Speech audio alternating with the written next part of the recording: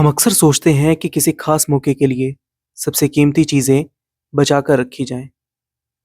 लेकिन क्या होता है जब वो खास मौका कभी आता ही नहीं?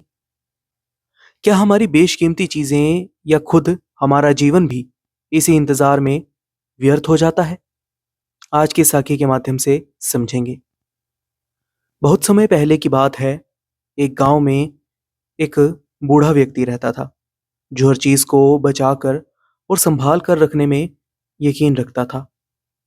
उसकी सबसे अनमोल वस्तु थी एक पुराना चांदी का बर्तन, जिसे उसने एक संदूक में बंद करके रखा हुआ था। उसने सोचा था कि इस चांदी के पात्र का उपयोग केवल किसी खास मौके पर करेगा। एक दिन उसके यहाँ एक संत भोजन के लिए आए। बूढ़े ने सोचा, क्यों ना संत को चांदी के बर्तन में भोजन परोसूं।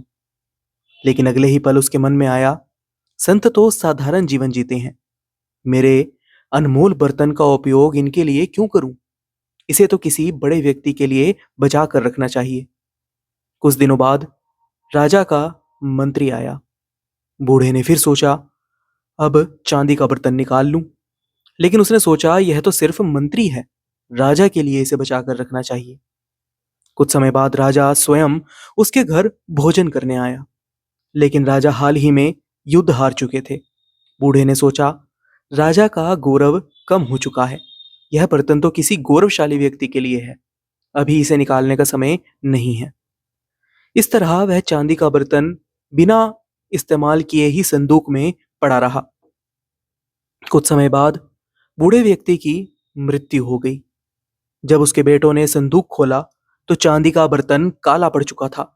बेटों ने उसे देखा और सोचा कि अब इसका कोई इस्तेमाल नहीं हो सकता।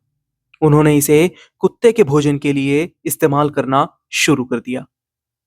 जिस अनमोल बर्तन को बूढ़े ने जीवन भर बचा कर रखा, उसका अंत एक कुत्ते के भोजन के बर्तन के रूप में हुआ।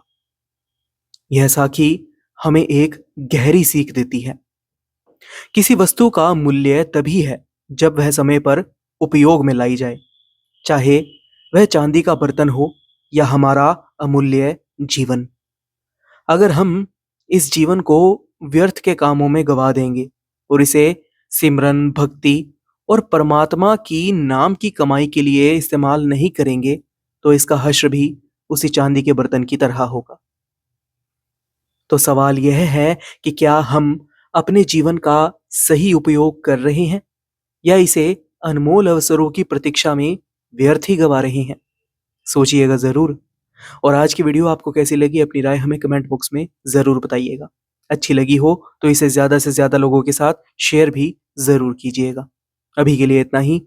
एक बार फिर से लौटेंगे एक नई साखी के साथ। तब तक के लिए राधा स्वामी जी।